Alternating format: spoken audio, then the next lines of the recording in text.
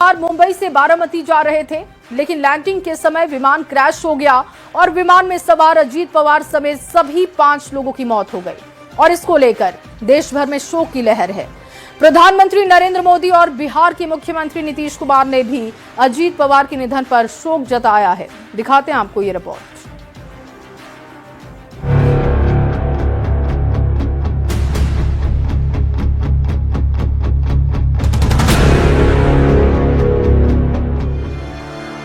महाराष्ट्र की राजनीति के दादा या शरद पवार का भतीजा अजित पवार की पहचान सिर्फ इतनी ही नहीं थी। सत्ता, संघर्ष और सियासी जटिलताओं के बीच अगर महाराष्ट्र के किसी नेता ने अपनी खुद की पहचान गढ़ी तो वो थे अजित अनंता पवार। महाराष्ट्र की राजनीति के दमदार चेहरे और मुखर आवाज आज खामोश हो गई।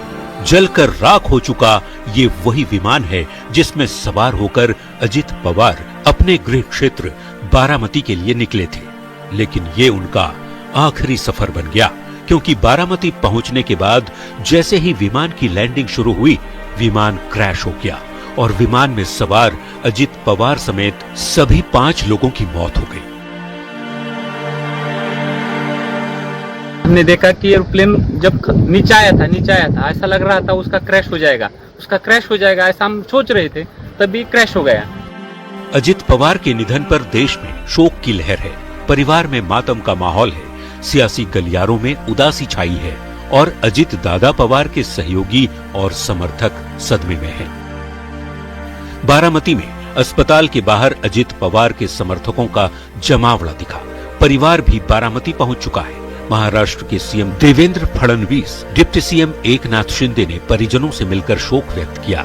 वहीं बिहार के मुख्यमंत्री नीतीश कुमार और देश के प्रधानमंत्री नरेंद्र मोदी ने भी अजित पवार के निधन पर दुख जताया।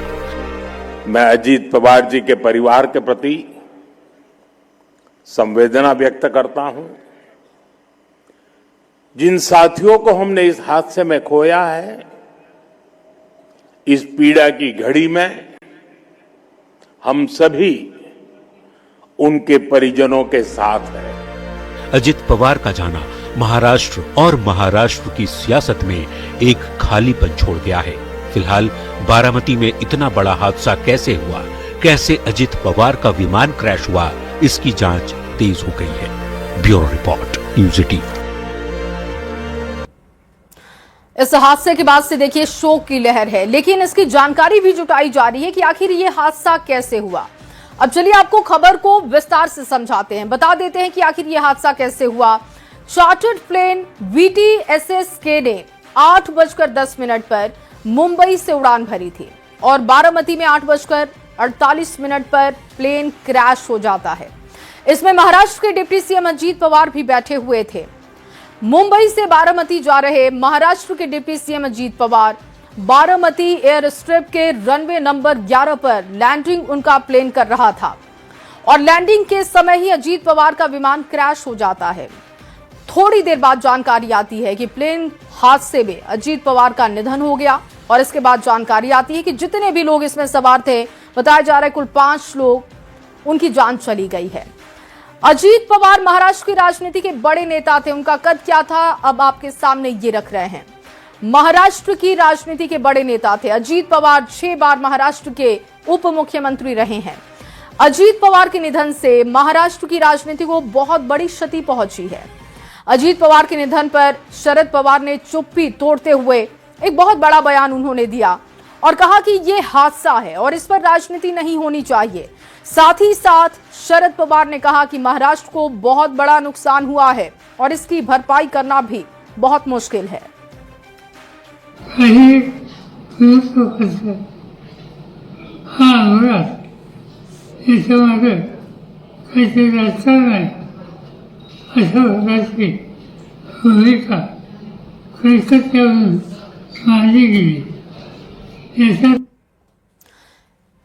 तो ये बयान आपने सुना और उन्होंने कहा कि ये महज हादसा है, राजनीति रंग ना दे इसे।